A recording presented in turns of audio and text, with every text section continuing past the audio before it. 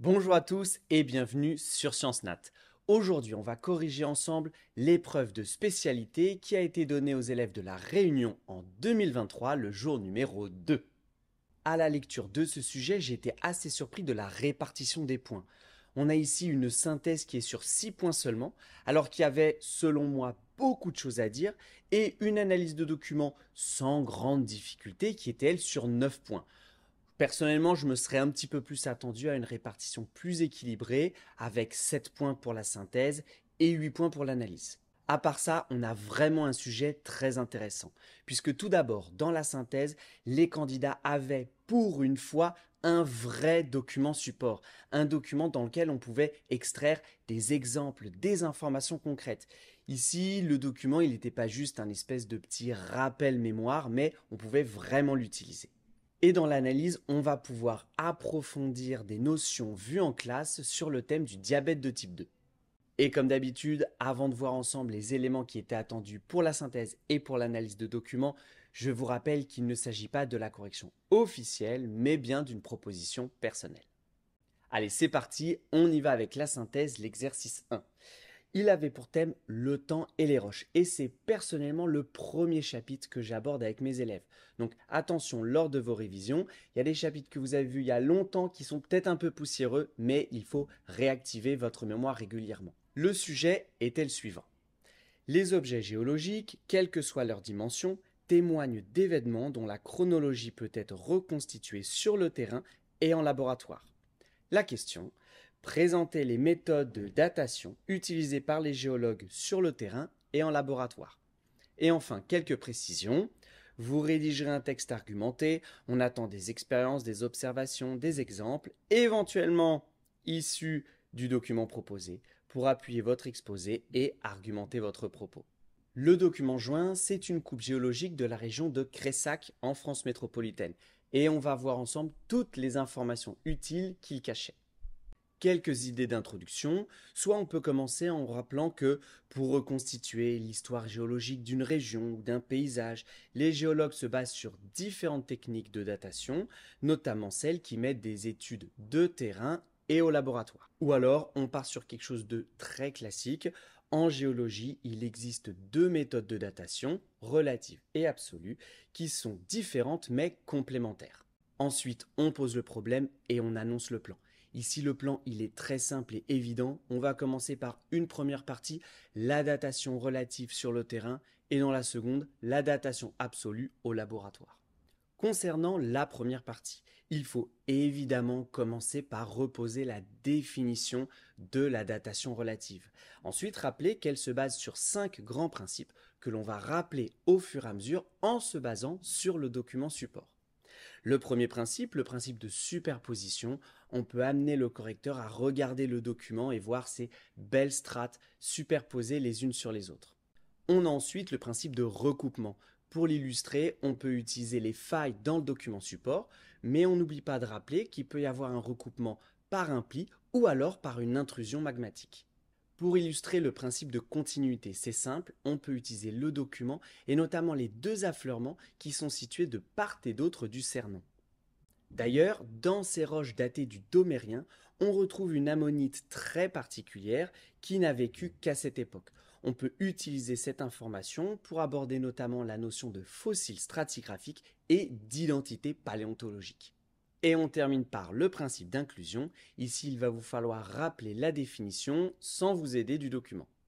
Si vous avez besoin de revoir ces notions, je vous rappelle que l'année dernière, j'ai réalisé des vidéos de live de révision dans lesquelles je reprenais l'intégralité des cours et des explications des différentes notions qu'il faut bien maîtriser le jour de l'épreuve.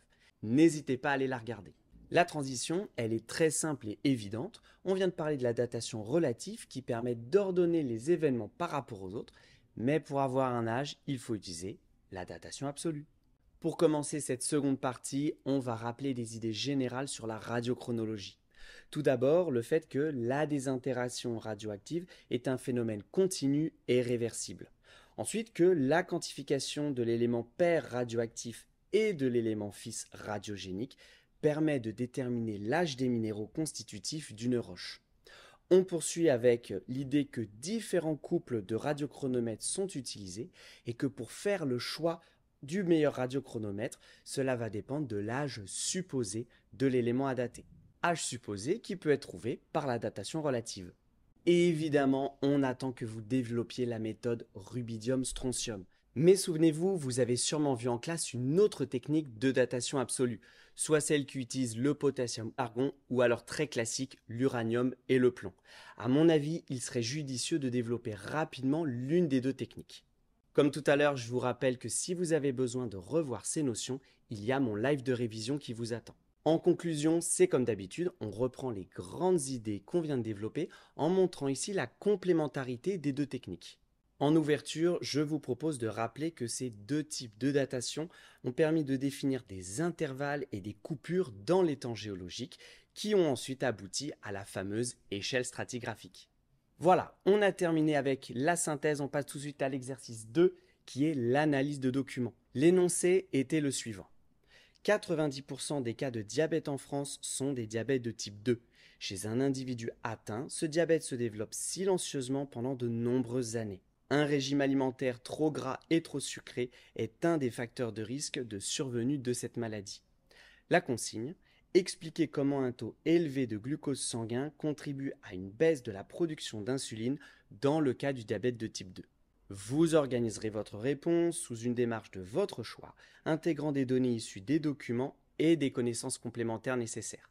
Après une courte introduction qui présente la situation et annonce le problème, on va passer maintenant à l'analyse et revoir toutes les informations qui se cachaient dans les différents documents. Dans le document 1, on va analyser les résultats d'expériences qui ont été réalisés sur les cellules bêta d'îlots de Langerhans dans des pancréas de hamsters. On comprend ici que l'hyperglycémie chronique diminue la transcription et donc la production de l'insuline. Dans le document 2A, on découvre la notion de promoteur, cette séquence d'ADN située non loin d'un gène qui permet la régulation de sa transcription. Et ici, on va particulièrement s'intéresser à la protéine PDX1 qui est un activateur de la transcription de l'insuline. Dans le document 2B, les chercheurs travaillent sur des cultures de cellules de pancréas de hamsters. Suite à l'électrophorèse, on comprend que l'hyperglycémie chronique gêne, voire empêche la formation du complexe PDX1-ADN et donc va ralentir ou annuler la production d'insuline. Le document 3 aborde la notion de stress oxydatif qui est caractérisé, comme le dit le document, par la production de composés oxygénés comme le peroxyde d'hydrogène qu'on appelle aussi l'eau oxygénée H2O2. L'analyse de l'histogramme révèle une relation de proportionnalité entre la concentration de sucre et la quantité de peroxyde d'hydrogène. On en déduit que c'est cette hyperglycémie chronique qui est à l'origine du stress oxydatif. Dans le document 4, les chercheurs travaillent sur l'effet de la prise d'antioxydants chez des souris diabétiques. On observe que la quantité d'insuline est presque multipliée par 3 dans le cas d'un régime antioxydant, c'est-à-dire par la prise de ces molécules qui entraînent une diminution de la quantité des composés oxygénés au niveau des tissus et des cellules. Et pour finir, dans le document 5, les chercheurs ont marqué les protéines PDX1 dans les cellules bêta des îlots de Langerhans. Dans l'expérience témoin, on observe que la protéine est normalement présente dans le noyau, mais qu'en cas de stress oxydatif, elle est localisée dans le cytoplasme de la cellule. Et pour finir, dans le cas d'un traitement provoquant un stress oxydatif en présence d'antioxydants, on va retrouver notre protéine PDX1 dans le noyau. Le régime alimentaire riche en antioxydants serait donc une piste de traitement intéressante à étudier. Concernant les connaissances à mobiliser, elles sont ici très classiques. Vous pouvez rappeler des notions générales sur le diabète de type 2, par exemple le fait qu'on l'appelle le diabète non insulinodépendant, DNID, ou alors le diabète gras. On sait aussi qu'il est plus fréquent que le diabète de type 1 et touche souvent des personnes de plus de 40 ans. Il est provoqué par des facteurs environnementaux, comme par exemple la sédentarité, l'absence d'exercice physique, un régime alimentaire trop gras et trop sucré, mais n'oubliez pas de rappeler qu'il existe aussi des prédispositions génétiques.